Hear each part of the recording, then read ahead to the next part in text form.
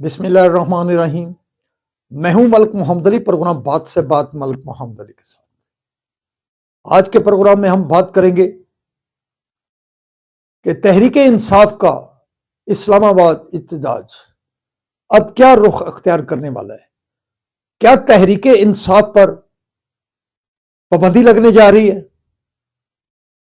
और क्या गवर्नर राज के लिए तहरीक इंसाफ ने मवाद फराहम कर दिया है। तो आज के प्रोग्राम में हम इसी मसले पर बात करेंगे। और प्यारे दोस्तों, जिन दोस्तों ने अभी तक हमारे चैनल को सब्सक्राइब नहीं किया, बराए मेहरबानी वो हमारे चैनल को सब्सक्राइब भी करें, लाइक भी करें और शेयर भी करें।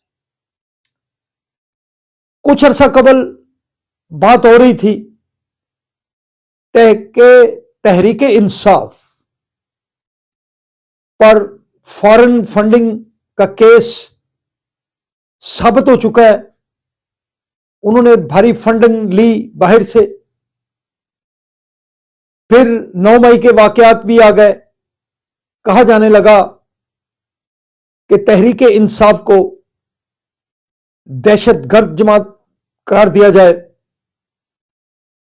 बड़ी सारी चेनगोइयां होने लगी और अब जो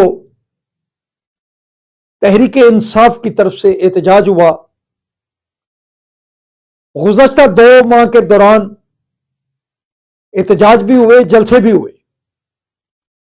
और ये 24 नवंबर की जो कॉल थी, इसमें जब अली अमीन गंडापुर की तरफ से कहा गया कि सर पर कफन बांध कर निकले हैं, अगर वहां से वापस ना लौटें तो समझा जाए कि वफात पा गए हैं, जनाजा पढ़ा दिया जाए। बड़ी बड़ी सारी बातें की उन्होंने। बहरहाल ये तो एक सियासी बातें थी, सियासी बड़कें थी उनकी। इस्लामाबाद एहतजाज में पीटीआई अपने बयान के मुताबिक डी चौक तक पहुंची और फिर हुकूमत की तरफ से क्रैकडाउन के नतीजा में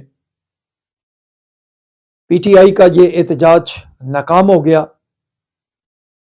साबिक़ खतून अव्वल और अली अमीन गंडापुर चले गए।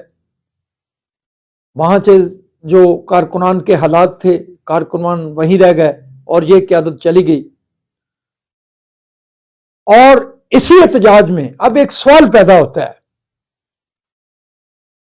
कि अफगानिस्तान के शहरियों का पाकिस्तान के एहतजाज में क्या ताल्लुक, वो क्यों आए, क्यों लाए गए।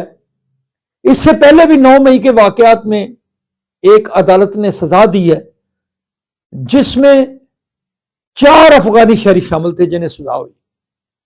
और अब जो इस्लामाबाद में ये एहतजाज हुआ है, इसके अंदर भी गालिबन 60 से ज्यादा अफगानी गिरफ्तार हुए हैं।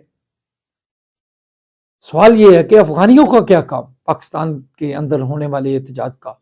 पाकिस्तान की सियासी जमात जाने, पाकिस्तान की हुकूमत जाने, पाकिस्तान के अवाम जाने, वो एहतजाज करें ना करें तो उनका क्या काम इस एहतजाज में। अब जो हालात पैदा हुए हैं, क्या अली अमीन गंडापुर ने केपीके के अंदर गवर्नर राज के हवाले से हुकूमत को यह मवाद फराहम कर दिया है कि हुकूमत कोई गवर्नर राज लगा सके, या जो हालात पैदा हुए हैं। और इसी तरह 9 मई के वाकयात थे, मौजूदा वाकयात के शक्ल में क्या आने वाले दिनों में तहरीक इंसाफ पर कोई पाबंदी लगने तो नहीं जा रही। बहरहाल बहुत सारी क्यासराइयां हो रही हैं कि शायद तहरीक इंसाफ पर पाबंदी भी लग जाए और गवर्नर राज भी लग जाए। सलाम पाकिस्तान, सलाम ओवरसीज, अल्लाह हाफ़िज़।